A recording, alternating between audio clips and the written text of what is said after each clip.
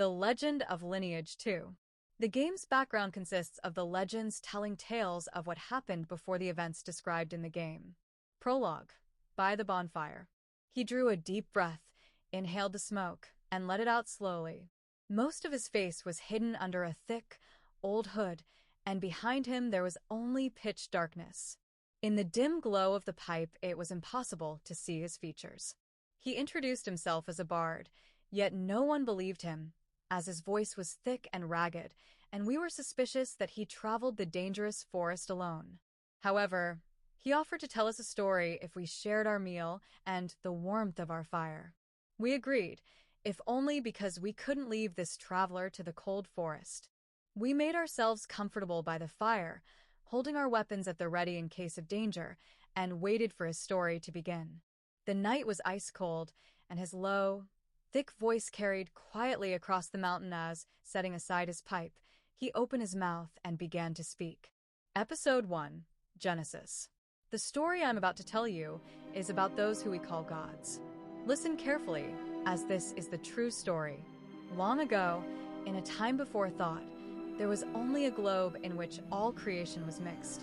As there was nothing with which to compare it, the globe was big and small, dark and bright, everything and nothing. Over 100 million years, the globe began to grow, and eventually two powers slowly began to form within. As they grew, the powers developed consciousness and ego and separated into white light and darkness. White light formed as female and called itself Einhasad. The darkness formed as male and named itself Grand Cain. These two beings marked the beginning of the entire universe, and all that we know today. Einhasad and Grand Cain pooled their strength to break out of the globe. In this action, the globe was shattered into pieces of all kinds. Some pieces rose to become sky, some fell down to become ground. Between sky and ground there was water, and some parts of ground rose up to become land. The spirit of the globe was named Ether, also shattered with the breaking of the globe. This brought the various animals and plants into being. Genesis creature was formed of this spirit, and giants were the best of this kind. They were known as the wise ones, for their intelligence was as great as their strong bodies.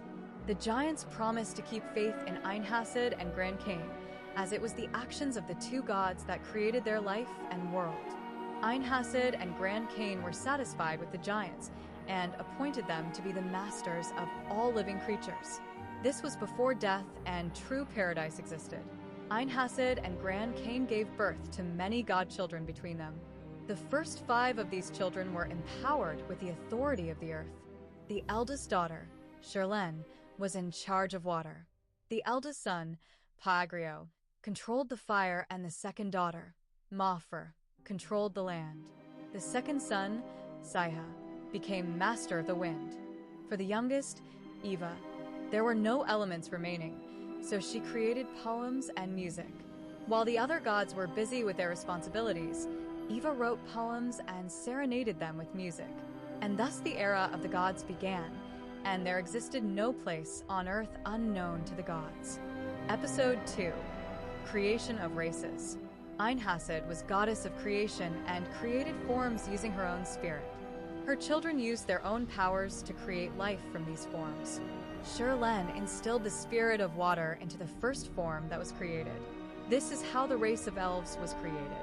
Pagrio instilled the spirit of fire into the second form that was created. This is how the race of orcs was created. Mafra instilled the spirit of earth into the third form. This is how the race of dwarves was created. Saiha instilled the spirit of wind into the fourth form. This is how the race of Artias was created. Grand Cain was a god of destruction.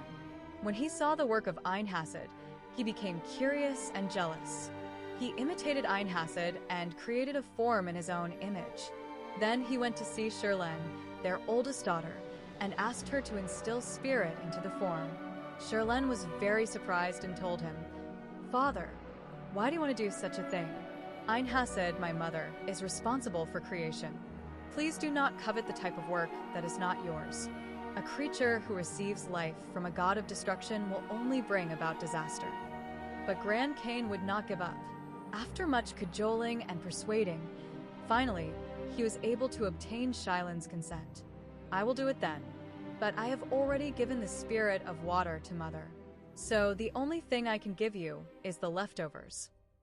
Shirlen gave the spirit of stagnant and rotten water to Grand Cain. Grand Cain gladly accepted it. However, Grand Cain felt that it was not enough to give only one spirit to his creature. So he went to see Paagrio, his oldest son. Like Shirlen, Paagrio also warned his father. However, he could not refuse Grand Cain. So he gave the spirit of dying fire to Grand Cain. Grand Cain gladly accepted it. Mafra also pleaded with her father with tears in her eyes, but ended up giving the spirit of barren and contaminated earth to her father. Saiha, in his turn, gave his father the spirit of wild and violent wind. Satisfied, Grand Cain took everything that was given to him and cried, "Look at the living creatures I am making. Look at they who are born with the spirit of water, the spirit of fire, the spirit of earth, and the spirit of wind. They will be stronger and wiser than giants. They will rule the world." Grand Cain shouted with great pride to all the world and instilled spirit into the creatures of his own image. However, the result was terrible. His creatures were weak, stupid, sly, and cowardly. All the other gods despised Grand Cain's creatures. Overcome by the shame of his failure, Grand Cain abandoned his creatures and went into hiding for a time. These creatures are called humans. The race of elves was wise and knew how to perform magic, but they were less wise than giants. Therefore, giants let the elves serve them in politics and magic-related activities. The race of orcs was strong. They possessed inexhaustible strength and great willpower. However, they were not as strong as giants. Therefore, giants let orcs serve them in warfare. The race of dwarves was skilled. They were good engineers, skilled mathematicians, and excelled in fine craftsmanship. The giants allowed them to serve in banking and manufacturing work. The winged race of Artias was freedom-loving and possessed undying curiosity. Giants wanted to capture and subjugate the free-flying creatures, but as soon as an Artia was locked up in a cage, it quickly lost its strength and died. Giants were left with no choice but to allow the Artias to fly free.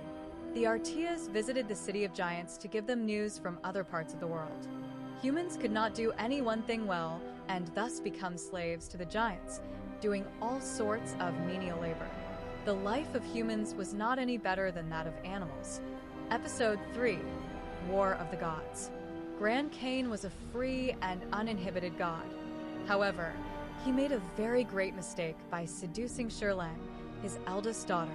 They conducted an affair, avoiding the eyes of Einhasad, until Shirlen became pregnant. When Einhasad found out, she became enraged. Stripping her daughter of her position as water goddess, Einhasad ordered Shirlen banished from the continent. Grand Cain turned his back on the situation, and Shirlen was left to deal with her fate alone. While pregnant, Shirlen fled to the east. Deep in the middle of a dark forest, she gave birth, cursing Einhasad and Grand Cain with each excruciating labor pain. The babies born of Shirlen's horrible labor bore the despair and anger of her curses and became demons. Among them, the strongest creatures were called dragons.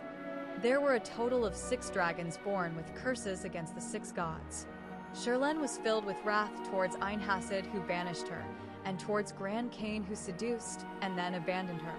Gathering the strength of her children, she created an army to punish the gods. The strongest dragons were ordered to be at the front of the army of demons to fight against the gods. Hearing this, Alakiria, the dragon of light, looked at Shirlen with sad eyes and spoke. "Mother, you don't know what you're doing. Do you really want the eternal destruction of the gods? Do you really want her father, mother, and siblings to fall down on the ground in pools of their own blood?" Her appeal did not change Shirlen's mind. At last, the demons invaded the palace where the gods lived, and a fierce battle began. The 6 dragons destroyed everything in the gods' palace. Even the gods were intimidated by the incredible power of the dragons. The battle seemed destined to continue forever. Yet if the war did not stop, the world would cease to exist, and all living things would be annihilated. Numerous gods' messengers and demons were destroyed or vanished. Every day there was thunder and lightning, as strong forces clashed violently in the sky. Giants and the other living creatures of Earth trembled as they observed the terrible fight in the sky. The fierce battle continued for several years, and eventually the balance gradually tilted towards one side.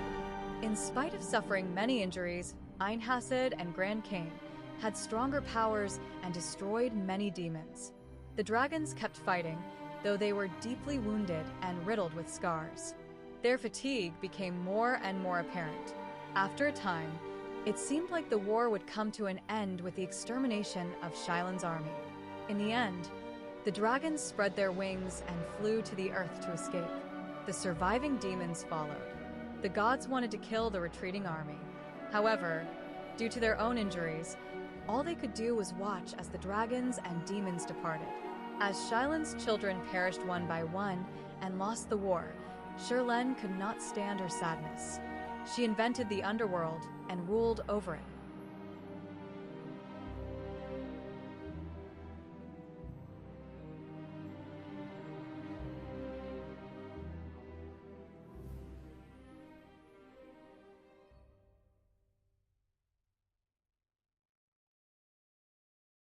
Thank you for listening to the lore of Lineage 2. More will be coming soon. Please subscribe and click the notification button.